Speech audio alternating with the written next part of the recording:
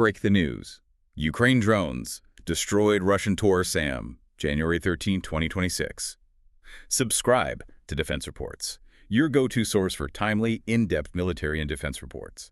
I'm Alex. Joining with Area in the latest deep dive by Defense Report for a sharp, no-nonsense breakdown of the latest in global defense news, military technology, and strategic developments.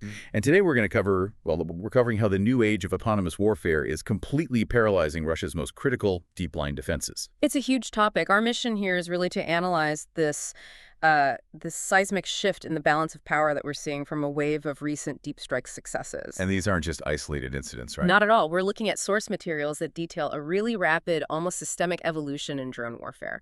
And we're seeing these incredibly costly Russian targets getting, annihilated far behind what they thought was the safe front line. I mean, systems like the 2K-22 Tunguska. And this is where it gets critical for you, the listener. An old guard, multi-million-dollar air defense system, a crucial piece of Russia's rear area protection, was just struck by something designed to be mass-produced and basically disposable. And it happened over 100 kilometers behind their forward positions. Exactly. So today we're going to unpack the exact doctrine Ukraine is using that is forcing, really forcing, Europe to rewrite its entire defense manual. Okay, let's start with the specific event. It's a really successful operation detailed in the sources, which happened on January 12th. Right. This was Ukrainian strike drones from the 412th Nemesis Brigade. And they successfully neutralized not just one, but 3 major Russian air defense assets. All in a single coordinated operation. That coordination is the key. The targets, they included a P-18-2 Prima radar, a Tor SAM system, and that 2K-22 Tunguska anti-aircraft system we mentioned. So they took out the eyes, the short-range interceptor, and the close-in weapon system. The whole package. And the sheer range, over 100 kilometers deep, it just highlights a complete failure of Russian layered defense. They aren't just losing things on the front, they're losing the expensive gear that's supposed to protect the operational rear. Let's dive into that Tunguska a bit. Its NATO name is the SA-19 Griffin, right? This isn't just some old piece of kit. No, not at all. It's a heavy, tracked, self-propelled anti-aircraft weapon system. It's been in service since the 80s, but its role is very specific, close-in weapon system defense. It was built to protect tank columns from, low-flying jets and attack helicopters. The Tunguska M variant was considered really competitive, wasn't it? It's got 8 missiles, 2 30-millimeter cannons. It's a beast. It was a beast for the threats of its time.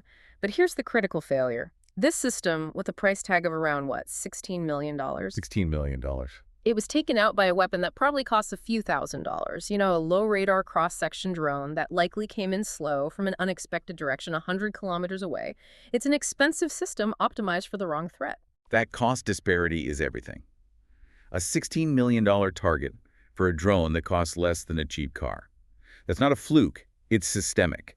Russia's just hemorrhaging high-value hardware trying to swat mosquitoes. And those mosquitoes are now carrying a serious punch.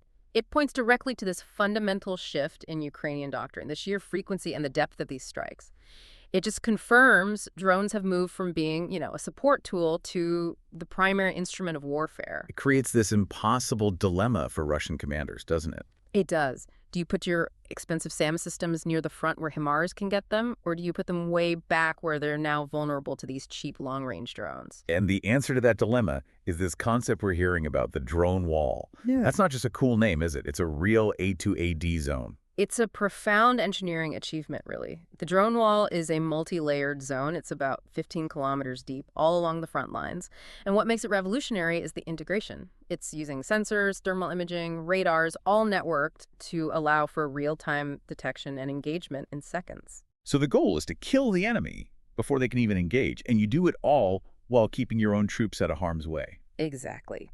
The key measure of success is minimizing your own casualties by letting technology make first contact. And this all ties into the 2025 reforms we're reading about, led by figures like Robert Brovdi or Magyar. They're moving away from the sort of decentralized volunteer drone groups we saw early on. Right. They're building a unified, professional army architecture. This ensures standardization, sustainability, and, it's all integrated through an AI-coordinated command network. It's the professional evolution of what started as a grassroots effort. This mass by volume strategy feels very similar to things we're seeing from the West, like the U.S. Replicator Initiative. They are absolutely learning from this. You see it in the UK's 20-40-40 program, too, a force that's 20% heavy traditional gear, 40% remote, and 40% autonomous. The logic is you can lose a swarm of cheap drones without strategic consequence, but that swarm can overwhelm the enemy's much more expensive defenses. Okay, let's get into the nitty-gritty of the tools building this wall. Starting with the workhorse, the FPV drones. The FTV first-person view layer is that first active strike mechanism, operating from 0 to about 10 kilometers out. They are absolutely crucial. They're lightweight, incredibly fast. Up to 140 kilometers an hour in a dive, I read. Something like that, yeah. They're for neutralizing infantry, light armor, and even enemy drone operators themselves. And the economics of this are just staggering. The sources cite a budget of 7,200 FPV drones for a 30-day operation in a single battalion sector. That volume is everything. They have to be cheap and easily replaced. It's attrition by volume.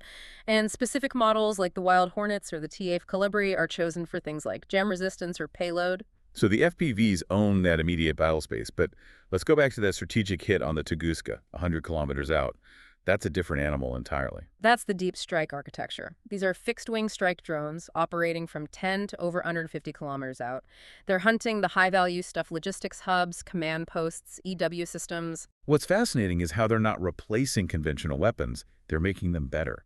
The synergy there. Absolutely. They work hand in glove with HIMARS and Caesar artillery. The drone can provide real-time targeting correction for an artillery strike, or it can perform a follow-up strike to finish the job. We're talking about platforms like the Rubaka M, the Bulava, or the UJ-26 Beaver. And then there are the heavy multi-rotors, the Baba Yaga drones. They sound almost like a throwback, but they're highly effective. They fill a very specific niche. They're basically big octocopters, sometimes built on commercial agro drone frames. Their advantage is a big payload, 15 to 30 kilos of explosives or mines. So you use them for precision strikes or even aerial mining. But they're big and loud, so they can't just fly around in broad daylight. No, their operations are almost exclusively at night. And it takes a specialized 3-person team operating from a concealed mobile position, maybe just 3 to 7 kilometers from the target. They're using Starlink and big power packs to operate and then get out before sunrise. The success of this whole integrated system is having a huge ripple effect across Europe, isn't it? NATO's border states are watching this very closely. This is maybe the most significant long-term takeaway for now. Ukraine's lessons are directly influencing doctrine in places like Lithuania.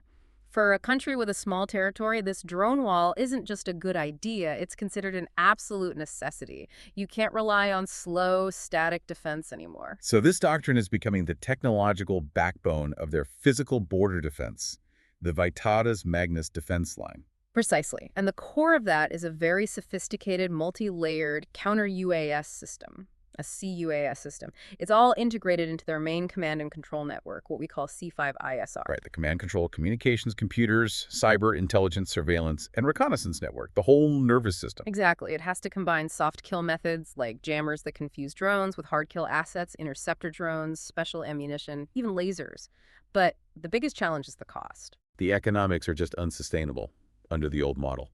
The sources are clear. The cost of traditional air defense interceptors could run into billions of euros a year if you're using them against cheap drones. It's a budgetary crisis waiting to happen, which is why you see smart moves like Norway pushing to integrate Ukrainian-made interceptors into their NASAM systems. The goal is simple. Make cheaper missiles in bigger numbers. You have to match the cost-exchange ratio.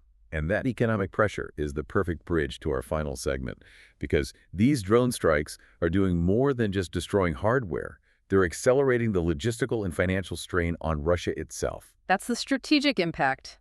These deep strikes are amplifying existing weaknesses. We're seeing reports of Russian troops complaining on the radio about not having food or water in the middle of a frost. It's a classic logistical failure during a winter surge.